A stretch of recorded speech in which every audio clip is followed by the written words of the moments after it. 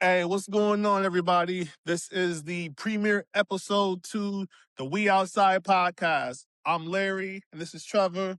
You What up? know, you know, we are just two dudes, just love sports, love life, and got, very interesting stories to tell. So, real quick on this podcast, we're just going to keep it fun, entertaining, very lighthearted. We're not going to dive into, politics because in today's culture, we ain't about that life. So, I'm going to let Trevor take it over real quick. So, Trevor, tell the people about you.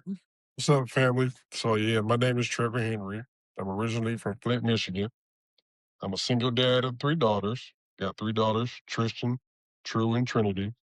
They basically run my life and basically advise me on how to live my life. And also, I'm an adult sports coordinator where I basically police adults and tell them how to cooperate and not act like overgrown children. I also work as a sports producer on the weekends. I produce a golf show, a high school sports show. And another interesting fact about me is I've tapped into stand-up comedy, and where I do a weekly golf joke once a week, every Saturday. So that's basically me. I basically play basketball about 3 or 4 days out of the week. Yeah, call me crazy. A 40-year-old man still can't let it go. It is what it is. Let it go. And so what I'll do is I'll tag Larry back in so he can give you an intro of what he got going on in his life. Hey, so basically, I'm Larry Holmes. I live in Orlando, Florida currently. Um, you know, I'm a tennis coach and doing a lot of things with tennis right now. Work at the USTA National Campus, so shout out to them real quick.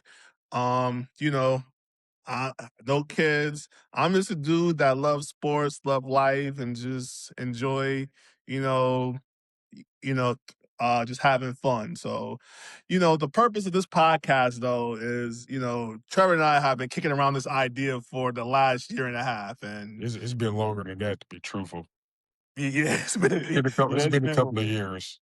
it's been a while. But like the last couple of years, I was like, yo, we really need to do this though, and so here we are, and we're just gonna dive right in, the first topic we're going to talk about the NBA playoffs. We're going to talk about my Knicks.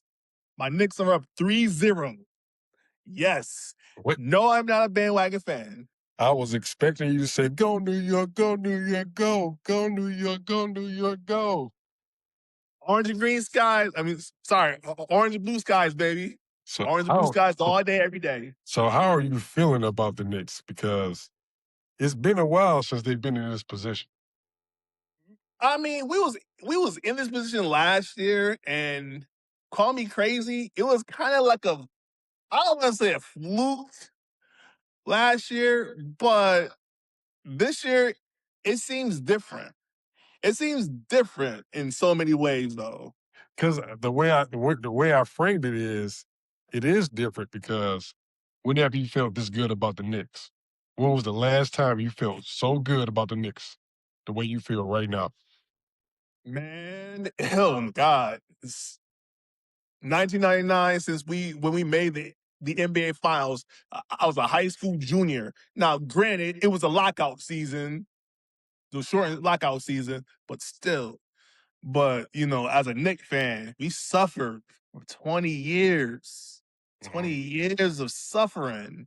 20 plus years of, I ain't gonna lie, it was just a mess. We had Isaiah Thomas coached the team from Phil Jackson. I mean, You had a carousel of coaches. One thing I will say is I did like that 99 team because back in 99, I had braids like Latrell Sprewell, and a lot of people was comparing me to Latrell Sprewell. yo, you kind of do like Spree, though. And then that Knicks team had a lot of characters. You had Larry Johnson. You had Marcus Camby. I liked his tattoos. And then you had Allen Houston, who was pretty good. There was quite a few characters on that team. And if I remember correctly, Patrick Ewing didn't get many minutes on that squad either. Nah. Actually, I think I think he was hurt, and then the following year he got traded to the Magic, though. To the Magic. If I That's right. remember, He played with you my know, guy T Mac. yeah. But we had Chris Childs, man, Chris Dudley, Yeah. man. I will say I don't like Chris Childs for what he did to Kobe. That's my issue with Chris Childs. I mean, Chris Childs, that dude who was a damn walking time bomb. But I digress. Wasn't Charlie Ward on that team too? Charlie Ward, yep, Charlie Yeah. Ward worked on that team.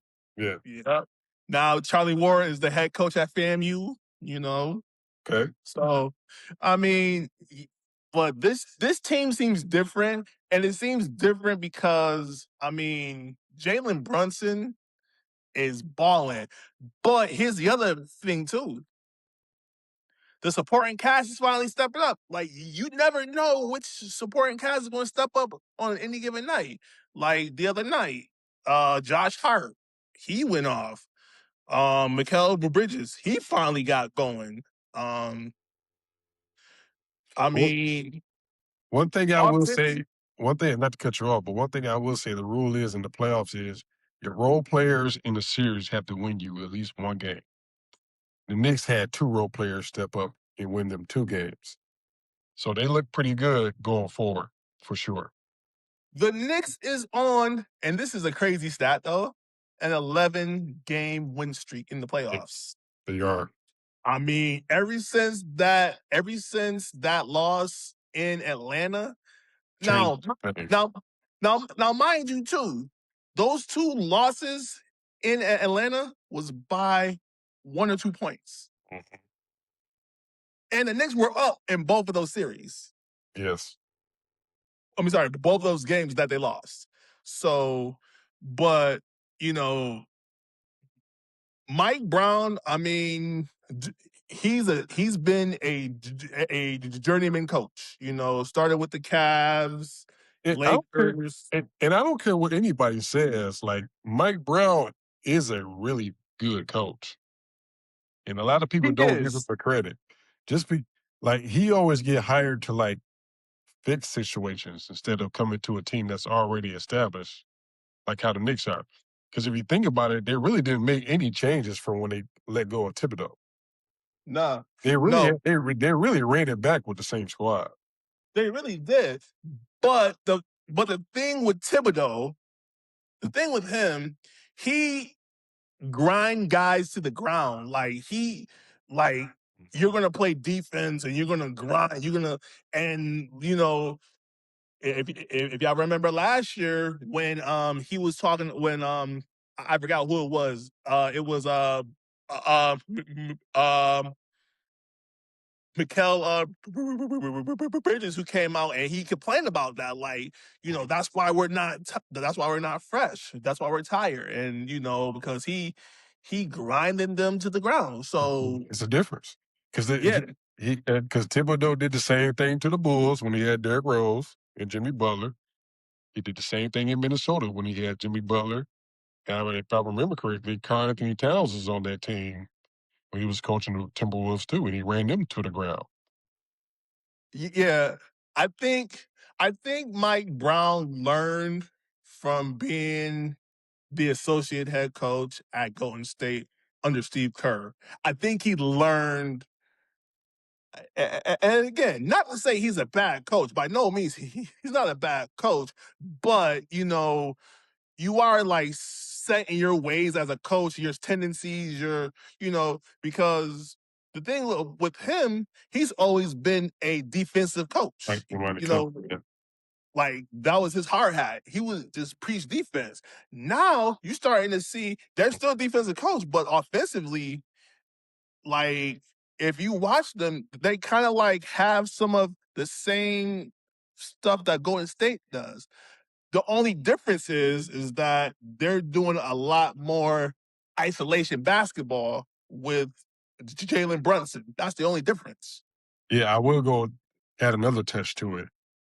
A lot of people forget that Mike Brown came from the Greg Popovich coaching tree. So I'm pretty sure, and then there's a little bit of similarities between the San Antonio Spurs and a merge between the Warriors too, if you really look at it. Because at one point they was featuring Karl Anthony Towns, and he was kind of like the point center at one point, and they had a lot of success going that route. So there's definitely a lot of things that Mike Brown has learned on his journey that's gotten to him to this point. I mean, that is true. I mean, and the main thing is Jalen Brunson. That's the difference of the series because, I mean, if you and it all started with game one. Like I watched the game one when the Knicks were down by like 20. I was like, man, I'm about to go to bed. But something told me to like, you know what, keep the game on, keep watching, and when they came, they went on a 40-11 run Mm-hmm. from the fourth quarter to overtime. And Mm-hmm. I was like, they're going to win this series. Yeah. One thing I will give kudos to Jalen Brunson is he's actually trusting his teammates. And I definitely appreciate that because you get the best out of your teammates when you trust them and let them do what they do. Hence the reason why uh Mikal Bridges has gone off and then Josh Hart has gone off. Those are Villanova boys. And if I'm not mistaken, they won a national championship in college as teammates. So I believe, yeah. he's Yeah, definitely right. he's definitely familiar with those two, but I do like the fact that he's trusting OG and Karl Anthony Towns as well, because people sleep on Karl Anthony Towns. Karl Anthony Towns is an all NBA type talent. He may have issues on defense, but some stars struggle on certain sides of the ball, and that's okay. But Fair. The one thing I will say about Carl Anthony Towns, though, about him, is that, I mean, he offensively, he is one of like the top 5 centers in the game. I Jokic, agree. Embiid, actually, I'll say top 3. You know, the problem with him is defensively, he's not motivated. Now, Yeah, when the effort isn't there. I will give you that. It's not. when he can play defense, it's that takes his game to another level. And I'm just curious to see like when the Knicks make it to the NBA Finals, if they play if they play either San Antonio or Denver, I mean not Denver, OKC, he's going to have to play defense. I mean, Yeah, either way and it goes. that's going to be, and that's going to be a tall task because he either has to play either Holmgren or the French sensation, My which boy, my boy. which we're going to swing to right now. So I'm a huge fan of Wemby. Well, before we talk about the Spurs and the OKC series, I do want to say that's if Carl Anthony Towns even listened to our podcast.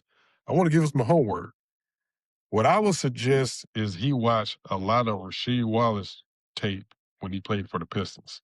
mm, If you watch a lot of that tape, Carl Anthony Towns' game is similar to that style of play. I hope he watches that. Watches how Rasheed operated with the I Pistons. mean, Rasheed was 6'11", and he everywhere, a beast.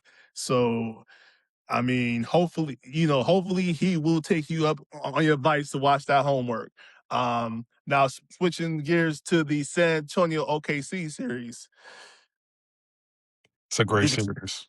it is? Did you see the game last night? It I hate to go back in my day, but it reminds me of those Portland Lakers series, Kings Lakers. It reminds me of that. And them two teams are gonna see each other for the next 5 years. They're gonna be in each other way for the next 5 years. That is a rivalry. Yeah. That I mean, that is one of the up and coming rivalries in the NBA because think about it. You have Wemby and SGA, and those two. I mean, can go off at any given night. Last night, SJ had an off night. Like And it he happened. was, yeah, it happens. It happens. But Wimby, I love Wembanyama, bro. like, dude's unguard. Like, I'm Uh, sorry. You, that dude is like a my player cheat code, man.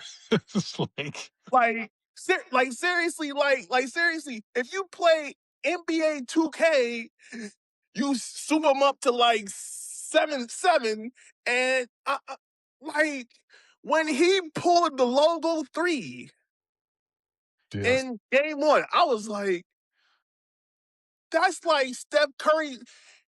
He, and a 7'6" body. this dude And is Steph Curry, Giannis, KD AD, is like is all blended in one with some this. Ralph Sampson and Kareem in there. Oh, you got, yeah. I mean, like, defensive. The man in the Minnesota series, the man had 12 blocks in one game. Yeah, and I believe he had like in the first game of the series he had 40 and 20. And only people to do that was what? Shaq, Kareem, Shaq, Kareem, yeah, Bill Russell. yeah. Like, One thing I will say is what I appreciate about Wemby is he's taking it back. He came out and said, "I don't like shit." I mean, he gonna be in my way for a couple years. I don't like him. I'm trying to outdo him any chance I get. And so his antennas went up as soon as he saw Chet in the conference finals. So he gonna go at Chet the whole series the best way he can, try to fry that dude. like, you know who he reminds me of? To Wemby? Yeah, Wimby. Yeah. Like his whole the demeanor and attitude. Who remind you of? KG. You think so? Because think about it. There's some brass there. I can see that. Because, Brass there. okay, now here's the other part too. KG is mentoring him. So like I get the So I get the talking part. I get the so edge part. I get it. I mean, because his first 2 years he didn't have that edge.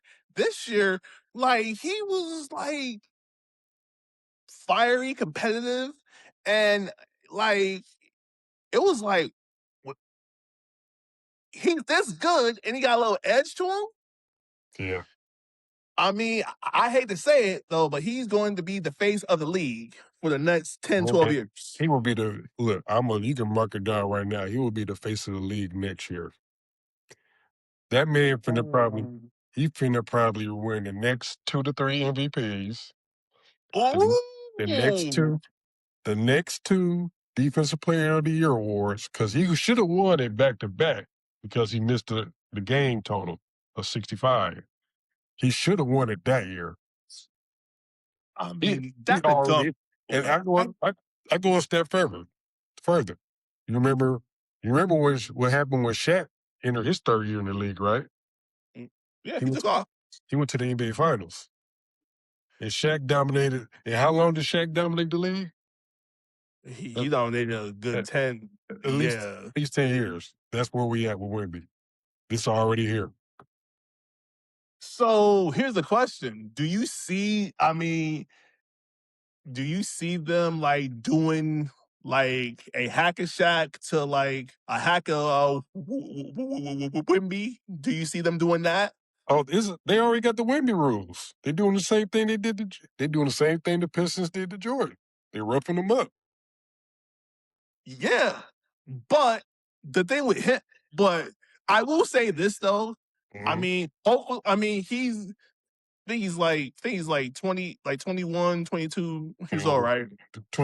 Between 21 and 23. When he gets stronger and hit the weights, oh boy, It's over. he's going to be a problem. It's He's going over. to be a problem.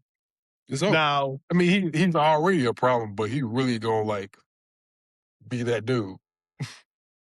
like that, this dude is going to be a unicorn, like straight unicorn. Like I can dunk, I can play defense, I can post. Like I mean, he is going to become unguardable, Yeah. And unguardable. one thing I will say, barring injury, because he has a history of injuries, we're looking at one of the top 10 players in the league before he does. Already. Ooh, Already. ooh. Already. See, see you, Already. see, Already, bro. see, you about to dive into some dangerous territory already. Like I'm it's already just for it. I'm calling it. like it's show one, and you like you making declarations that he's going to be a I'm top proud. 10 great. Oh, I mean, I'm proud of him. But like, who gets knocked out though? That's the question. Who gets bumped? ooh, this you, you know, I think a future show we're gonna have to have a real deep discussion about this though, because I Oh, got some absolutely. thoughts. I am with it, and I will stick to it. I will go to the end of the edge of the cliff. I mean, because I got some thoughts about that though. But I would love to. yeah, but let's not get too sidetracked about Wimby.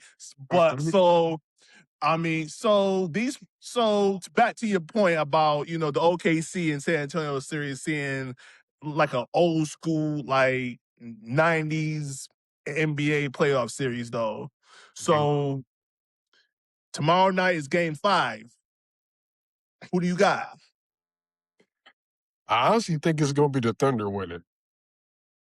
Really?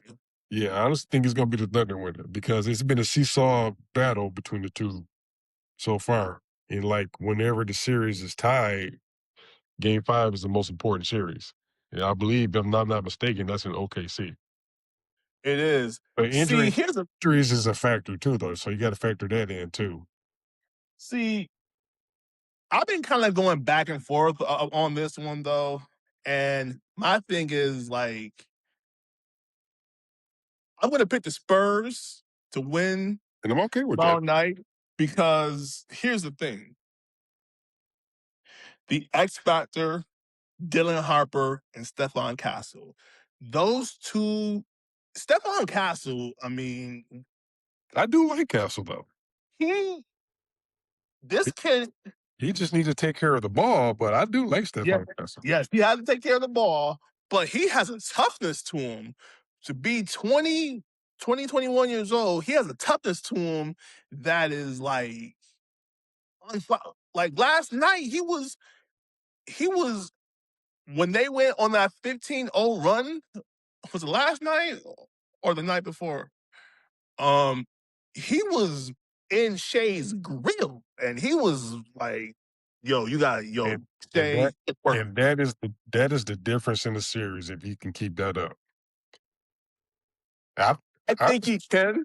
and I honestly, to be truthful, I do like Castle. I think Dylan Harper is probably the second best player on that team. I Dylan really do. Harper, I you, like you know, I like he Dylan. I like Dylan Harper a lot, and not because he's left-handed either, but I like Dylan Harper a lot. yeah, you say because you left-handed people or something else. Nah, but but I think San Antonio is going to win because of those two dudes. If they have the same games that they had the night before, and they gotta keep the momentum, if they can keep that going, I mean that's a win right there, though. So, Yeah, it, but yeah. I would like to see the Thunder win. I will only say this because I'm a huge fan of history and dominant teams and all that good stuff. So I'm a huge fan. Nothing against your Knicks. But I'm a huge fan of OKC going back to back, and then that's when San Antonio, gets in the way. Because the only reason why I say that is Shea has back to back MVPs, and then he could potentially get back to back titles. So if Shea does that, where does Shea fall as far as like top players in NBA history? I mean, Because to go a step further, it's only been like about what 10 to 15 players that won back-to-back MVPs. He's in that discussion Jordan, now. Steph, LeBron. If I'm not mistaken, Wilt did it, Kareem did it. So it's a small number of people that's been able to do that. And then I guess if he wins back-to-back MVPs and then back-to-back titles, he's in Michael Jordan, LeBron territory. Yeah, so this is the argument that I'll make though. For to your point, if they do win, okay, cool. You know, he's gonna add another step because he back-to-back MVP, back-to-back titles. But I don't think it's gonna be a significant drop off though.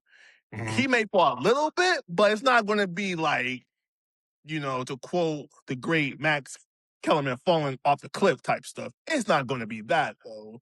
You know, there's going to be a little drop off, but Where do you place him though? If you got some questions already, man. if he does that, where do you place him? That's tough. Like, do you automatically put him in the top 15 of all time? Yeah. No. Okay. No. Hell no, he's not top 15 of all time. I just thought I'm just throwing a question out there. But listen. Man, he about to start a fight here, man, for real. You talking about it. Can I call 30 second timeout? Yeah. Okay. So look, let's think about it. Think about it. The top two players that ever laced up basketball shoes won 2 MVPs and back-to-back titles in the same in consecutive seasons. Okay. If Shea does that, where does he fall? He can't be like, he's not going to be top 15. There is no way. Give me your top 15. Give me your top 15 right now. Oh man, are we really doing this right now? Yes, we are. In no order. So it's not no order. You don't have to put it in order. Give me your top 15. Jordan. Okay. Bill Russell, Larry Bird, Magic Johnson, Isaiah Thomas, Michael Jordan, LeBron, Kobe, Shaq. Okay, that's 10. Oh man. So you got Isaiah Thomas in your top 15. Isaiah Thomas. Oh yeah, he's in there. Isaiah Thomas. I'm a Pistons fan. I'm okay with it. I'm just confirming with you. Hakeem Olajuwon, Tim Duncan.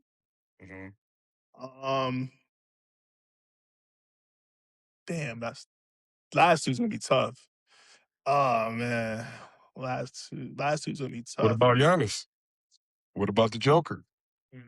Oh, this. Yeah. But look, listen. They both had titles, so they got titles and MVPs. So yes, they do. So this is but do they have back to back? They don't. But if I was to, can I add another layer? Did Shea win Finals MVP, or did Jalen Williams win that? I think Shea won it, but we gotta check that out though. You got to fact check on that one. Yeah, we got to fact check on that one. Yeah, you got to fact check on that. But I'm not mistaken. I think he won it. But if Shea did though, actually, you know what? Shea did though. Now it's coming back. But here's the thing. Okay, that's rare air, and I don't want to say he's top 15 though. I'm not disagreeing with it. So he did win last year. It's hard to put him in top 15 territory though. Why? It's because okay. So then, if that's the case, what about D-Wade? D-Wade has 3 titles. Two of them with LeBron, one of them without him. So when you say that, but D-Wade has not won an MVP. He has not. So He won a Finals MVP though, but he did not win regular season or Finals MVP. And granted, Wade was good.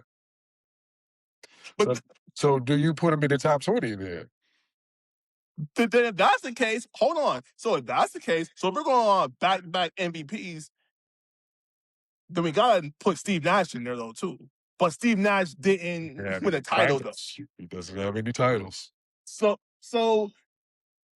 I'll just say this: it all depends on like if you're putting them in like the rare air of hey, you won an MVP and a title, then that's rare air. And so if that's the case, a lot of people are going to be dropped off. If you think about it though, too, that were great players, didn't great players, but did not have a title though. So his bump though. ooh, man, you asking me a tough question, man. This My is God. broadcaster side to be coming out now. I know. See, oh man, dude, I don't know. It's tough. This will be an ongoing discussion for sure. Absolutely. This is going to be an ongoing discussion. So pick sport tomorrow night Spurs game. Spurs versus OKC. I got the Spurs winning. Trevor got OKC winning. So I got it close too. Close. it's going to be a close game. It's not going to be. I don't think it's going to be a blowout unless if San Antonio or OKC gets on a heater. Right. And if that happens, hey, who knows? So, So Trevor just got my blood boiling. I'm gonna calm down real quick. I'm gonna grab me a sip of water. Welcome to episode 1, folks. He's asking thought-provoking questions on the first show. I mean, I thought we were gonna lean into this, but hey, shots fired already. I love it though. So, all right. So you gotta miss them till you make them. Yeah, keep shooting. All right. So college sports, man. You and I are both big college sports fans. Trevor is a diehard Wolverine fan. He's go blue all day, every day. I'm go blue all day, every day. On that one day of the year, because I can't stand Ohio State, but that's a whole different story. That school down south. That's what we call it. Yeah, that school down south. So, college sports, man, it is wow. The game has changed for sure. Game has changed, with NIL and everything like that, man. The rules are changing. Like, now former pros that sign NBA contracts or G League contracts get to go back to college. I do not like that. Did you see the story? It's beyond me. The new LSU coach, Will Wade, he's bringing in 5 or 6 guys that played pro ball, either in the NBA, G League, or the Euro League. And all these dudes are like 22, 23, 20. Let's just say they're 22 to 26 years old. That's grown men. That's a veteran team. Yeah. So basically, they are the AARP for college basketball. Hey, wow. It's called what it is. I think what's hard for me to grasp is you hear like a 6-year senior. I'm like, how is that possible? How do you have a 6-year senior playing college ball? No. Let's take it a step further. This is an 8-year senior. Now, there were some things that happened in this one case, whatever, like I know, the guy got hurt a bunch of different times, and he transferred a couple of different times, and Yeah. but the biggest thing is NIL though, man. That's the biggest thing. Like, in college, listen, I'm not saying these student athletes should not get paid. You should I'm get not saying paid. that either. No, I definitely won't say that because we both were college athletes ourselves. I'm all Yeah, for the college athletes getting a few dollars. I'm yeah, all for it. yeah. But it has to be structured in a way that it doesn't like you have incoming freshmen demanding $2 million when you haven't even played a snap or dribbled the ball on court. Shoot, they say that Darren Peterson didn't get his full payment from Kansas. That's why he was sitting out games. Don't know how true that rumor is, but that just shows you what the NIL money does. Like, hey, I came here for this, and y'all not gonna pay me. This is what you get. I don't want to play today. Or Or or AJ, or AJ, he was getting what 7 from BYU. like I can just tell you this from my experience because little known fact, I was a college coach, back in the day. Mhm. Like I hear some stories from people that some former football and basketball coaches that I worked at schools that I worked at. Crazy, like crazy numbers being thrown out, and it's like I outperform my contracts. Can I get more? And if I don't get more, I'm out. I'll get the transfer I'm out. because somebody else is going to pay. Yes, Which, changing the okay, game. that's today's game. But here's my thing, and here is the elephant in the room that nobody's talking about. What's that? With these kids doing all this transferring, how are they going to graduate? They're not looking to graduate. Like, it's like, I mean, I get it. Some of these kids, they want to, if they don't turn pro, they have the NIL money to live off of and do okay, cool. I Yeah. don't have a problem with that though.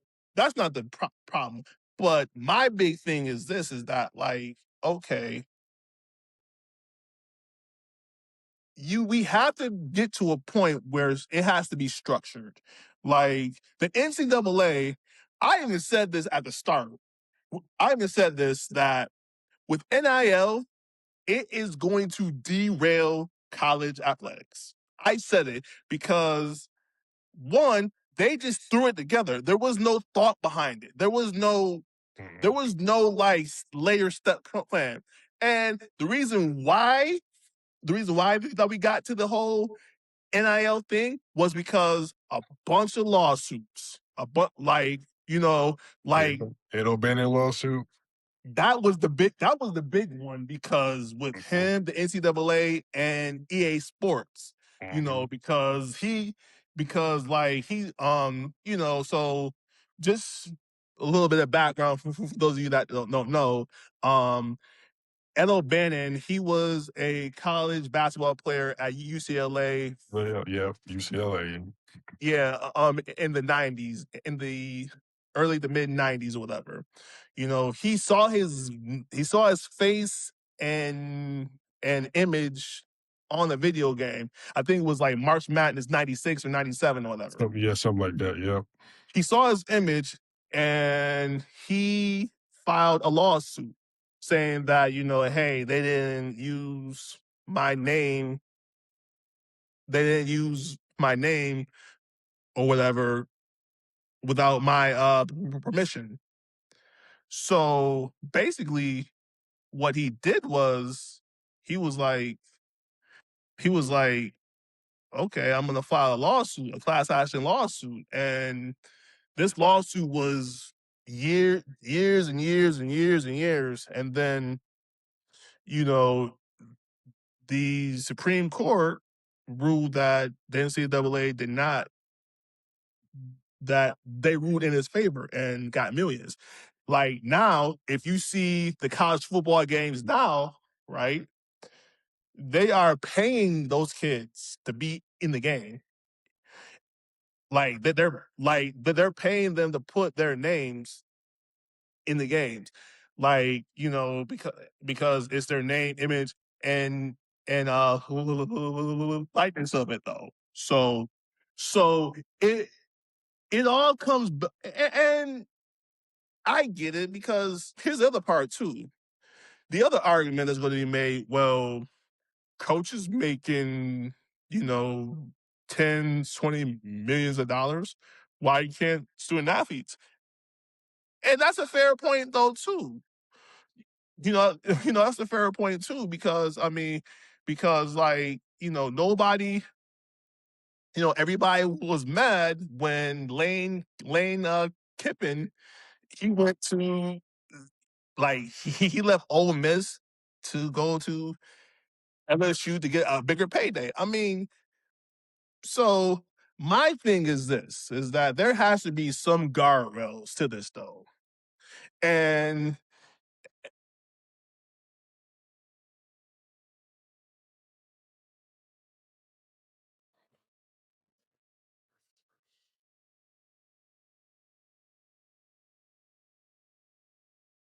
Mhm. Yeah. So when I was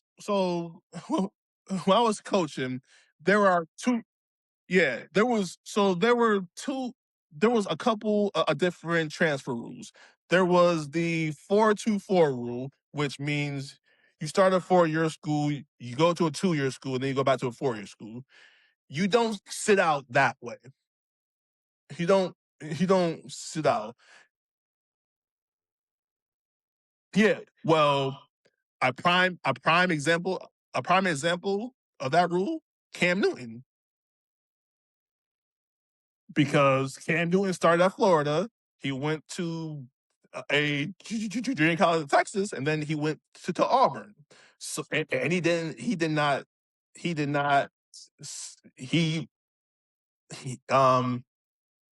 yeah yeah. And then there's the 2-4 rule, which basically, okay, 2-4 rule. You basically you start at community college, JUCO, and then you go to 4-year. And then there's the 4-4 rule, which that rule that you just talked about was, hey, hey, you started at this school, um, you sit out year, boom.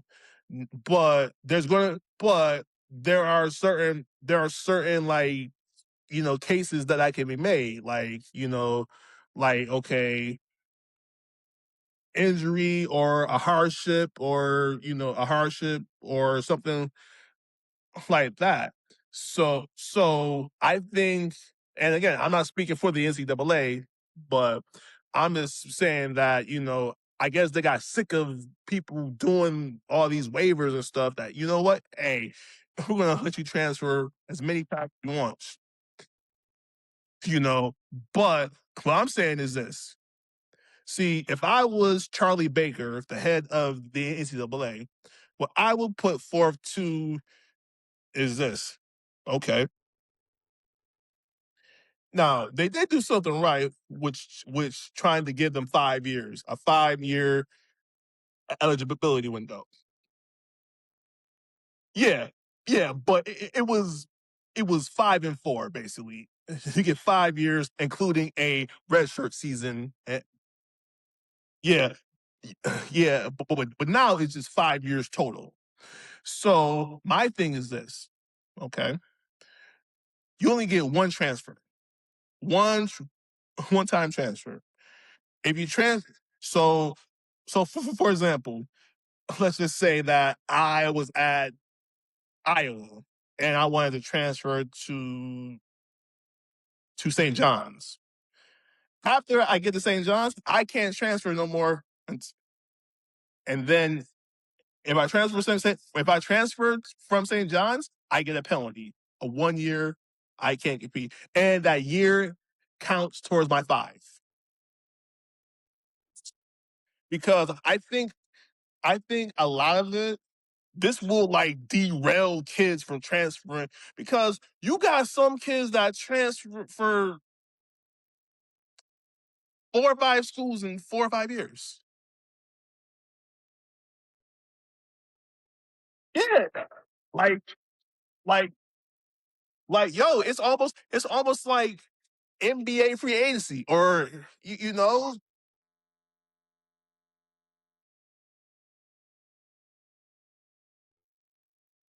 yeah, and that's the other issue too, and that's the other thing that I wanted to bring up too, because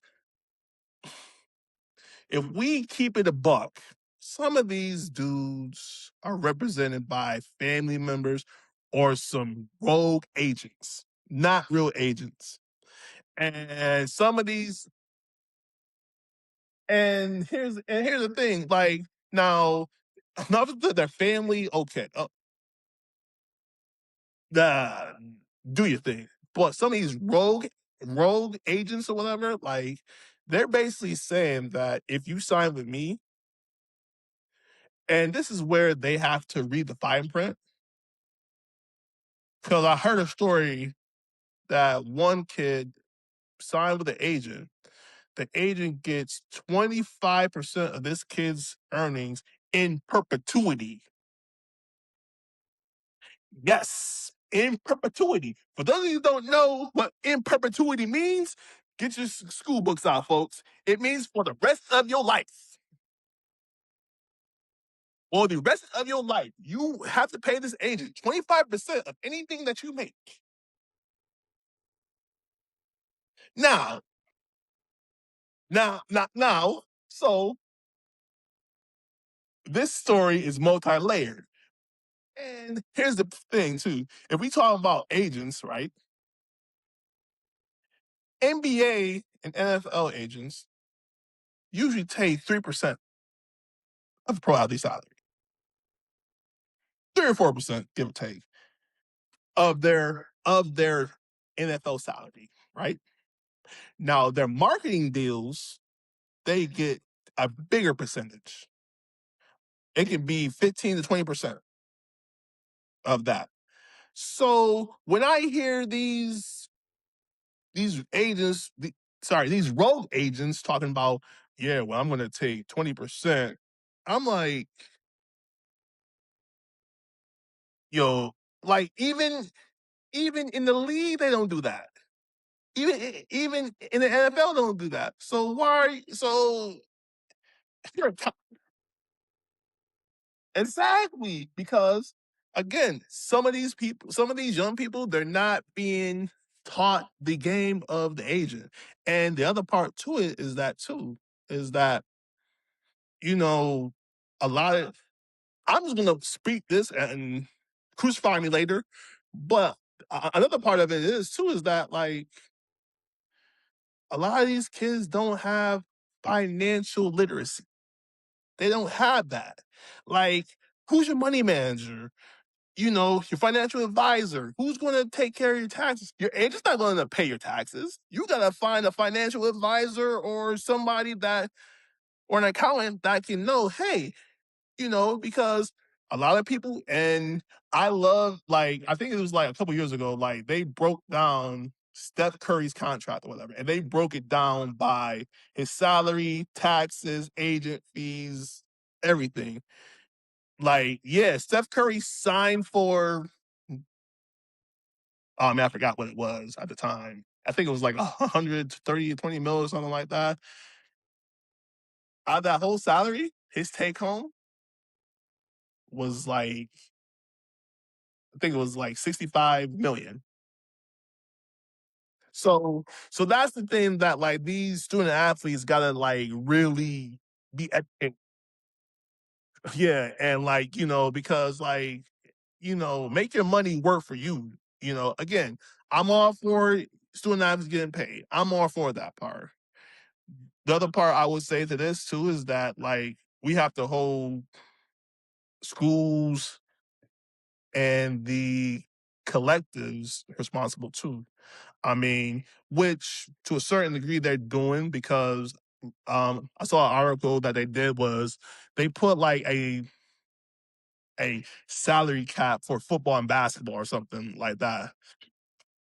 Yeah, I think for football it was like 25, 30 million.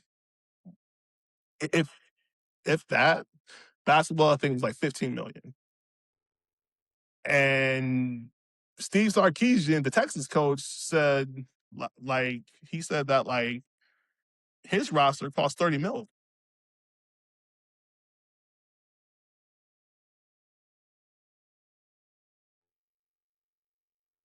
But yeah, the thing so with Texas Tech, they had a dude that played football, became a billionaire oil tycoon, and he spearheaded that whole collective by himself. No wonder why Texas Tech football, basketball, and softball are doing good. Like, did you last year? Did you see how much they paid for the start and pitcher softball pitcher? That they paid 1.3 million for her, and she was killing it at Stanford, and she transferred to Texas Tech, and she was killing it there. So, hey, I mean, again, I'm not knocking student athletes get paid. I think there needs to be structure by the NCAA, conferences, schools, just to be on one page. And the last thing I'll say about it is this too, is that like I don't know if you saw it though, like a couple months ago, whatever, where Nick Saban, Urban Meyer, they went to the White House, whatever, and they were talking about college sports, and they was talking about the whole NIL collective and stuff like that, and they were trying to get Congress do to come up with a bill called the SCORE Act, which basically the federal government have oversight in the NIL space. Which I don't know. I mean, I want to hear you. I mean, I want to hear your thoughts on it, though.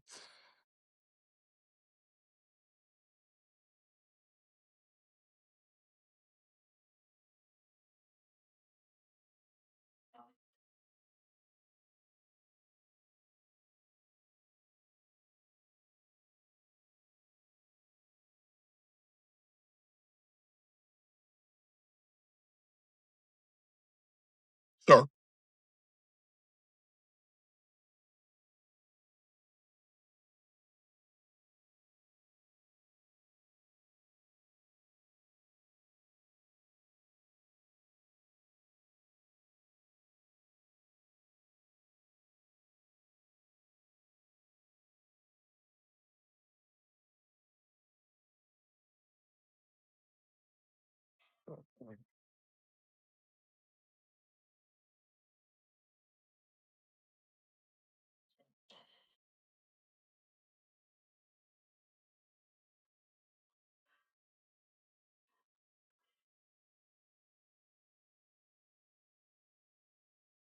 Mhm.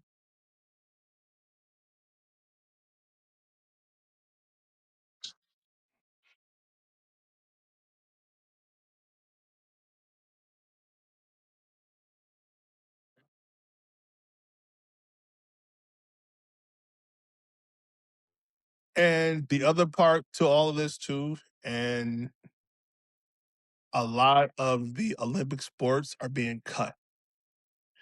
A prime example of this, I don't know if you heard the story, the Arkansas men's and women's tennis was cut because of all these NIL stuff. But they 3 weeks later they got reinstated because the tennis alumni fundraised $5 million to get the program back. So I mean, that's like there's a lot of ramifications that could happen with NIL, the collectives, or whatever, rev share, all that stuff. And like I just think, you know, it has to be governed by. I mean, the NCAA is not going to govern it. So I'm thinking Congress needs to. I mean, if Congress wants to step in and create mandates, cool. I mean, they probably won't, but there is some legislation on the table for it though. There's some out there. It just needs to get passed by Congress to the Senate, and then the president had to sign off on it though. But there is some out there though. But I mean, but you know, we are going to talk about more about college sports because again, Trevor and I are big fans. Um, you know, we both play college sports, and it's a passion of ours, and it's the wild, wild west out there, though. So, um, I know. I mean, hey, you know what? Sign me up for me a nice NIL deal. I'm not playing. I ain't playing. Like sponsored by us? Hey. Nah. All right. But shifting gears though, so another thing that me and Trev bond over is wrestling. WWE. So Trevor, let me ask you this question though, man. What's your favorite brand? AEW, TNA, or WWE?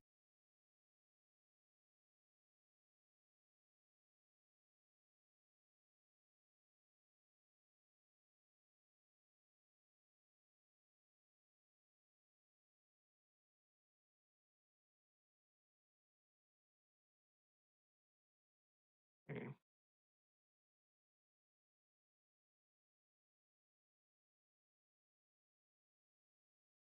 mm,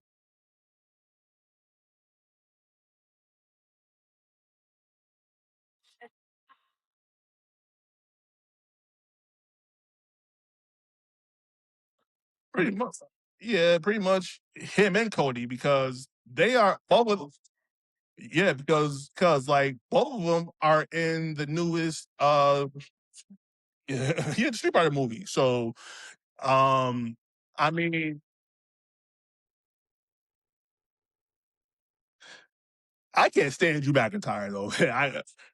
I ain't gonna lie. I ain't gonna lie. I can't stand that too, yo. Like, nah. But for me, I mean, look, man. I was born off of WWE. I was born and raised off of WWE. Like my mom, like yo, man, my mom. Saturdays, 11 o'clock. Saturday Night Live. I'm sorry, not Saturday Night Live. Yeah, Saturday Night is made an event. You know, Tuesday Night Titans, some of the old school shows. Like before Raw and SmackDown, those were the shows right there. I mean, like I was born and raised off of those, and I mean, it kind of sucks now though too that like WCW is out of business though. Like, I mean, yeah, yeah, but yeah, I was like, so, yo, like, I'm at my house as a kid, like, so our big screen TV, you know, if we gonna had the what you call it, the picture in picture. So on the main screen, I was watching WWE. On the small screen, I was looking at WCW. And every time that it had gone to a commercial, I flip it. Yep. I'm like, okay, big screen WCW, small screen WWE. And I mean, like, like, I mean, the Monday Night Wars, man, those, I mean, it, It was, and then like the crazy part about it was, and at the time, at the time, you're really not thinking about, is this real? Is this, because like until years later, until they like pull the curtain back a little bit and says, hey, excuse me, these are like cartoon characters, and I, with WWE, I didn't like pay attention to that though. I just thought that this was like, oh, this wrestling is real. He must be a real garbage man, blah blah blah. But like as you saw when WCW, like in 95, 96, like as they went more real, reality based or whatever, you know, it was like, best way I can describe it is this: WCW at the time was Jerry Springer. WWE was Maury Povich. You know,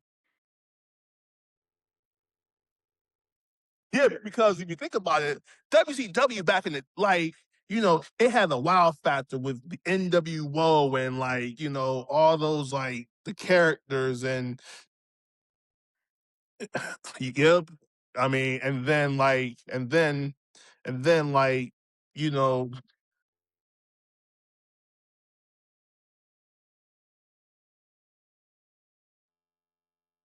rest in peace, Scott Hall. I mean,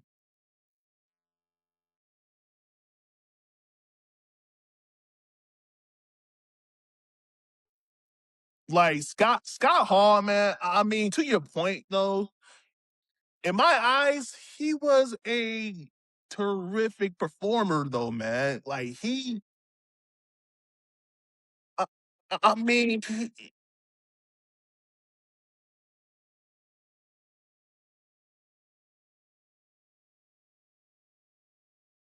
I mean, he, he was. I mean, and again, this is my own personal opinion though, but I think Scott Hall was like the glue that carried the NWO. Now, granted, he had his issues and demons that he had to like deal with that was kind of like showing on camera, you know.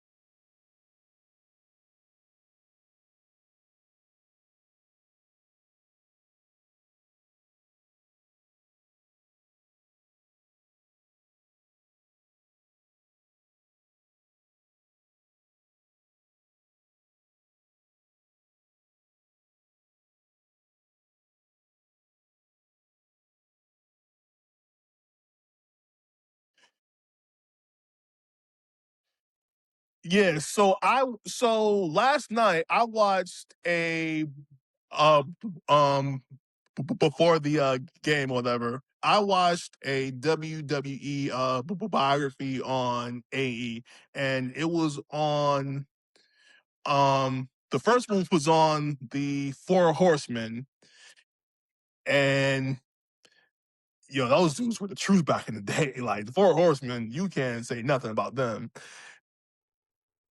Yeah, yeah.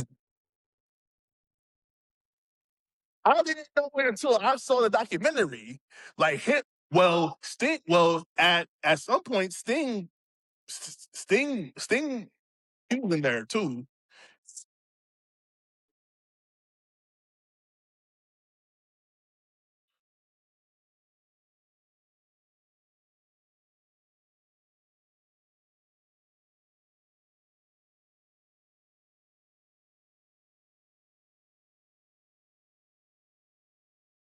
Yeah,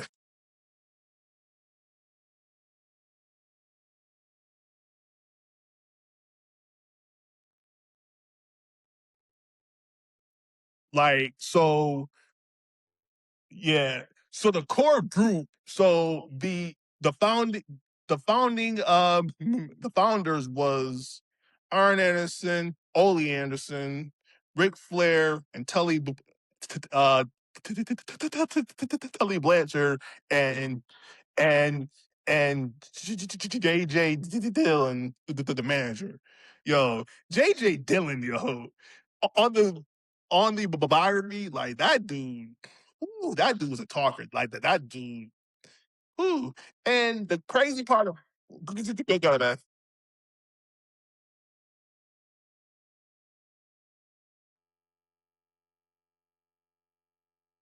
The mouthpiece of all time. See, you asked these all time questions on the first show, man. We got to warm up into this stuff. Paul Heyman. Paul Paul Heyman, that yo, Paul Heyman is he's a chameleon. Eh, Like I mean, he like some of the stuff that he comes up with. I don't like Paul Heyman. Yo, I swear, if I ever have the chance to meet Paul Heyman, I just want to sit down and be like, where do you come up with these phrases and these things from? Like, like, Paul Heyman. Paul Heyman is a dude that I would like love to have a drink with and be like, in your 40 years of actually I take that back, 50 years, because he got it, no, he got into it when he was like 15, 16 years old. Like he was a photographer, and and then like his big break came when Dusty Rose brought him back to a producers meeting though, and he sat in and listened, and how Dusty like produced shows, and I mean, like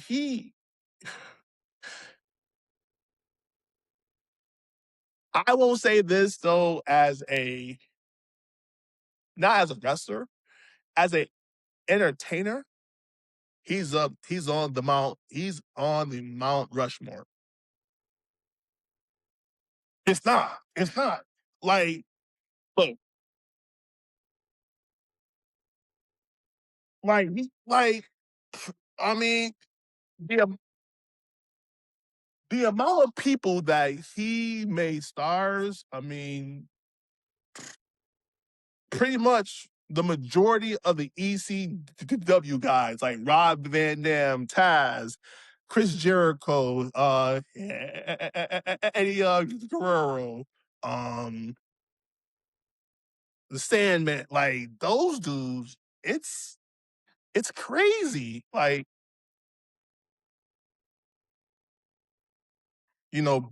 Brock. I mean, I mean, 4-year title. I mean, that's just a 4-year reign on a title. I mean, now,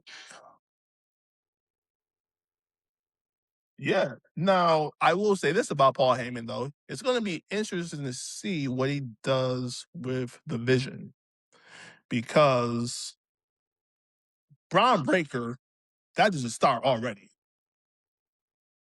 I I think so too.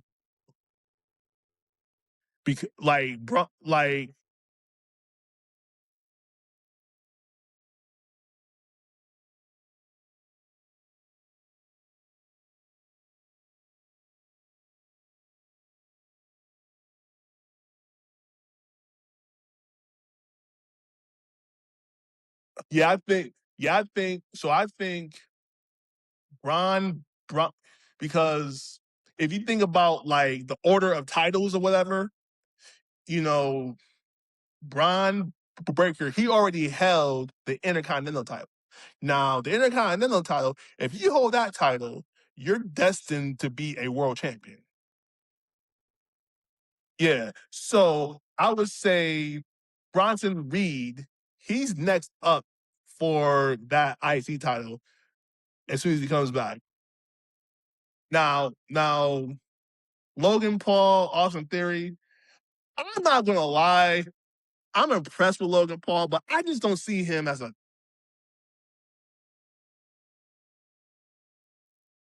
I can't like it's kind of like this dude's a stunt man. He's a stunt like he's a glorified stunt man.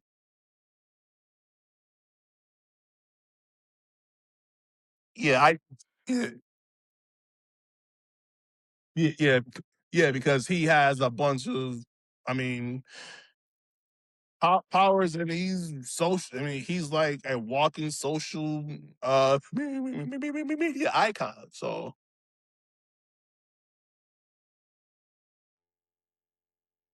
so so WWE next Sunday is going to have Clash in Italy. Um, I'm not promoting it, but if you have the ESPN app or if you have ESPN with Hulu, go ahead and check it out. I will next Sunday. I will be on my couch watching this, and I will be partaking in some of it. So, oh man, the match that I'm looking forward to see. There's two of them. I'm looking forward to the tribal combat match with Roman Reigns and Jacob Fatu because they're family. They're literally family, and I mean, truth be told, if Roman did not take off that turnbuckle and ran Jacob's head into it, Jacob Fatu could be the top champion because he held the Tongan death grip on him for a minute, and if it wasn't for that exposed turnbuckle, champion.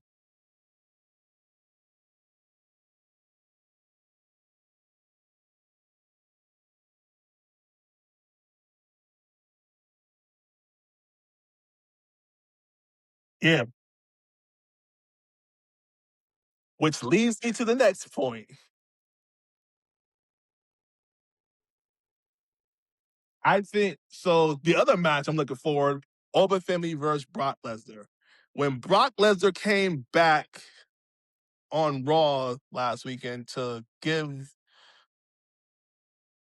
yeah, that wasn't a challenge. That was Suplex City right there. That was, I mean, like, which is going to be a good draw. But here's my thing, though, right? Why would you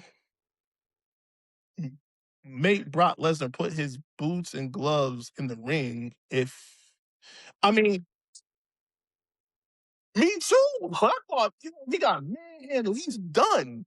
But that wasn't the case. It was like they they pulled it over and it was like, well, he came back to get payback on Oba, which I can understand it because man, Oba Femi embarrassed Brock Lesnar at WrestleMania.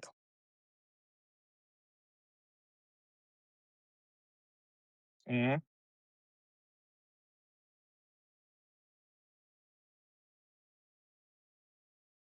Yeah, I mean I mean if they're both big strong dudes. Let's just put it out there, you know. But I think the way the way that they put Oba over at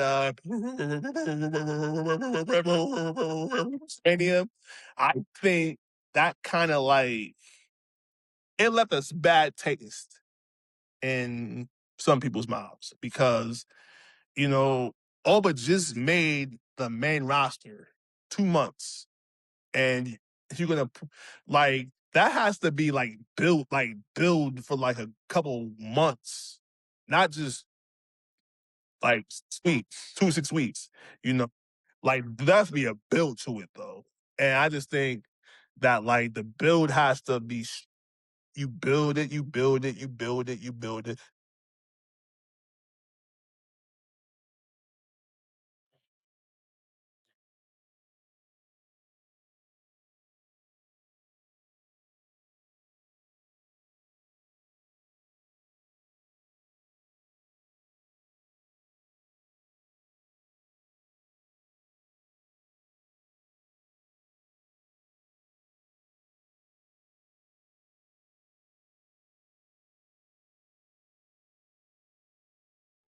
Oh, he does, absolutely, no question.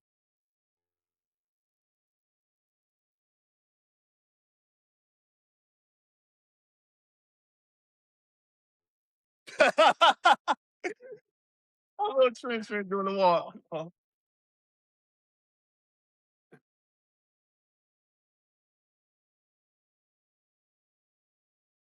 Oh yeah.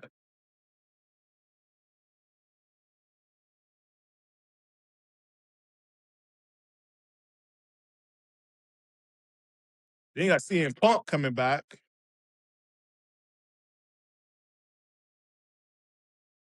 Yeah. So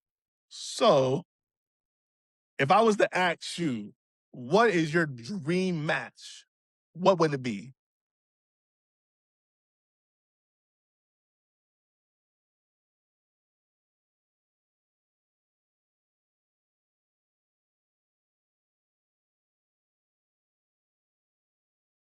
Do you think that will happen? I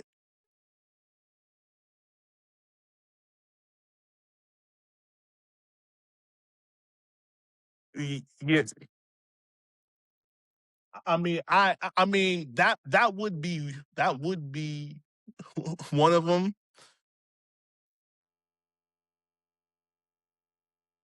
But didn't where it had that though? Then we had that already. I think we did. I think we did. But my like I dream matchup, and I want to take it on the lady side. Jade Cargill versus Bianca Belair. That like both of them athletic as I don't know what. Both of them are strong. Like that was yeah. So yeah. So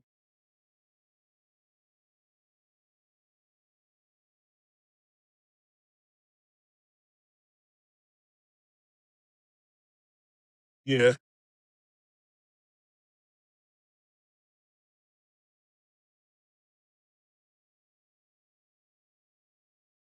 Yeah.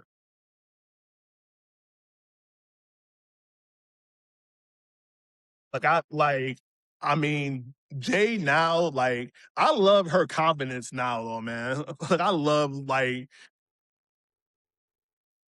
yeah, and like, the only, she does. The only thing I don't like is how Me Chin and BFAB are. Jay don't need those two. She really. So basically, Jay kept beating their ass, and they just joined her. That's what it. It's almost like it's almost like okay, but in a way, they're family though too. So it was yeah, look, yeah, but but it almost seemed like okay, well, I'm being bullied by the school bully. I, I'm getting tired of being picked on by her, so I'm going to help her. That's what it sounds like. That's what it like. You know, you know, look like to me though. But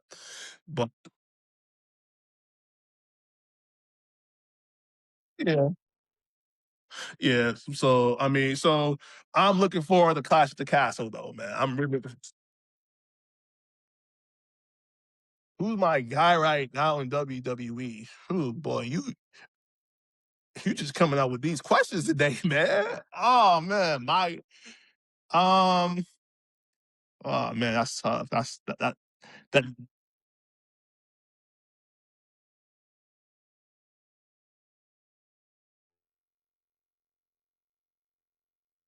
The safe bet, I would say Cody, the safe bet, but I would have to say, Jay Cargo.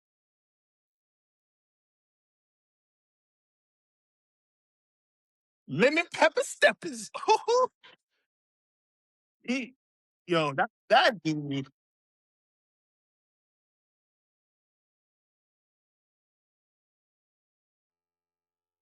Strick, yo, again, it would not surprise me if Trick becomes a champion within the next year or two. It would not be surprising me.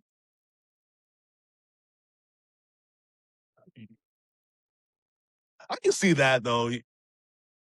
Yeah, I can see that though. So yeah, so Clash at the Castle, Sunday, 2 o'clock on the ESPN, Hulu, Disney, whatever. Now, granted, we're not promoting it. We're just saying that it's on there because they're not cutting us a check. So yeah, yes, yeah, yes. I mean, we're big fans. I mean, like pretty much no lie, every week, like like we talk sports, WWE. That's all we do. Like two big kids talking about this stuff though. So yeah, man. So man. We're gonna shift gears a little bit though and talk about something.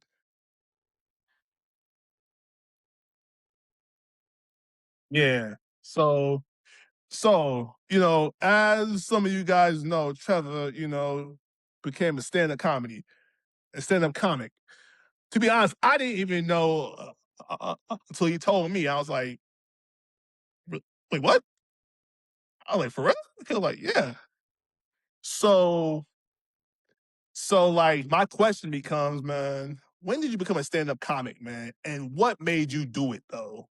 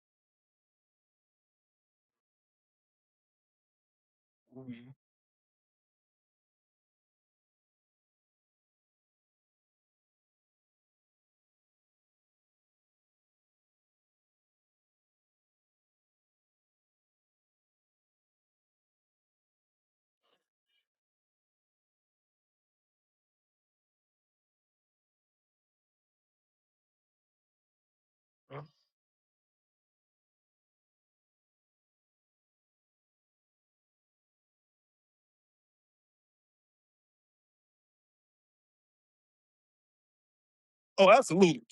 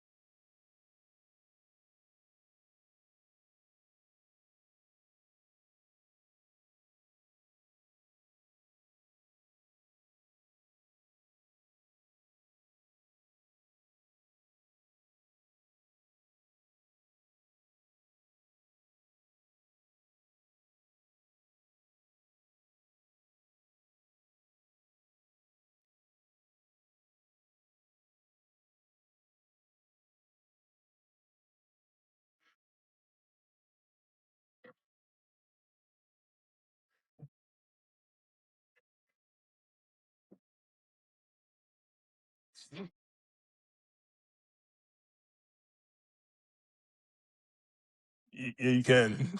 You can.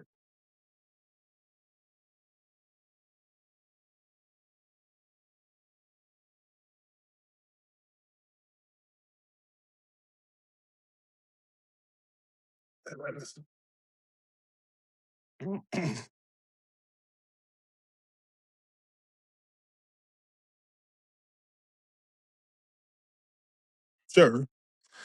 I mean, like I went to his comedy showcase, and the the irony of it was like I flew out. So I just flew out to Phoenix, just to get some time away or whatever, and like you know, he told me, Trev told me, he was like, hey man, like a comedy showcase on Saturday. I was like, all right, cool.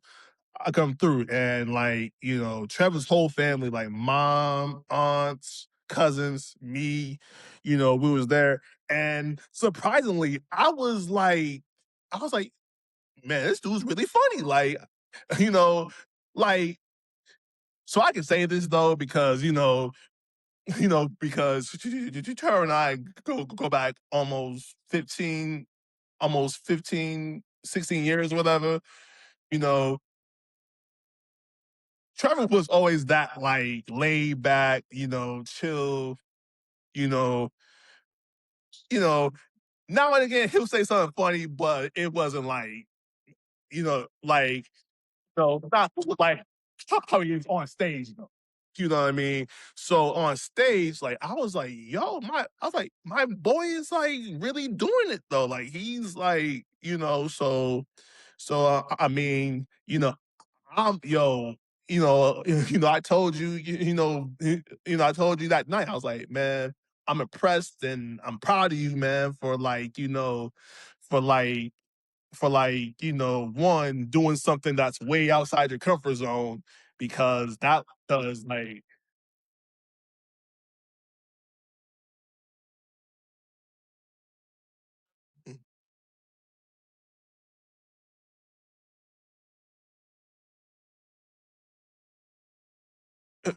yeah, I mean, because I was like, yo, you surprised the hell out of me when you was on stage, and I was like, yo, this dude, like he's, the stories you told, like the story you told, man, that was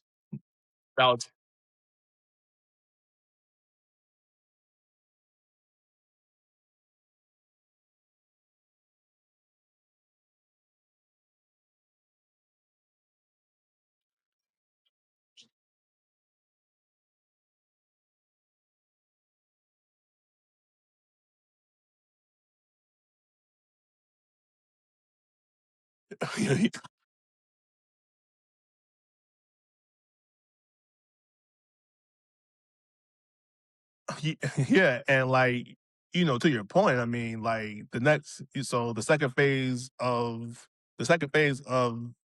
my life is this podcast though, because like, I mean, a lot of people, like a lot of people, they, know me and they see me. I mean, yeah, I'm always like, the joke, the jokester, you know, to have a good time and everything like that. But, me, I'm just real, so for me talking for an hour and a half, you know, this is outside of my comfort zone too. So I mean, so essentially both of us are doing things that we normally don't do. And hopefully, I mean, us both can like reap, everything that comes out of it though. So I mean, it's like I'm just so like, you know, I'm I'm happy you, I'm happy that you get to show the world, this side of you. And I will say this though, for for one of your sets, you gotta use the IHOP, and you know what I'm talking. So, so basically, this happened years ago. There's a video circulating on Facebook. It's it's circulating on Facebook, and it's me, Trevor, and our other boy Drew. We're at IHOP, and Drew. Now, mind you, it's 2 o'clock in the morning. We, come back from the bar or whatever. We, hungry or whatever. So we stop at IHOP, and you know, Trev orders. Oh, you can hear me. I can hear you. Oh, hold on. Let's see something. You can't try now. No, I don't know what happened. Mm, all right, that's weird. I can't. No, I can't hear you. It's weird. Well, I guess they don't want us to talk no more though. So, all right, I'm gonna wrap it up. All right, so this has been the We Outside podcast with Trevor and Larry. Yeah, we're gonna try something here. See if we can get this going. I don't know what happened. Hmm, that's weird. All right, wrap.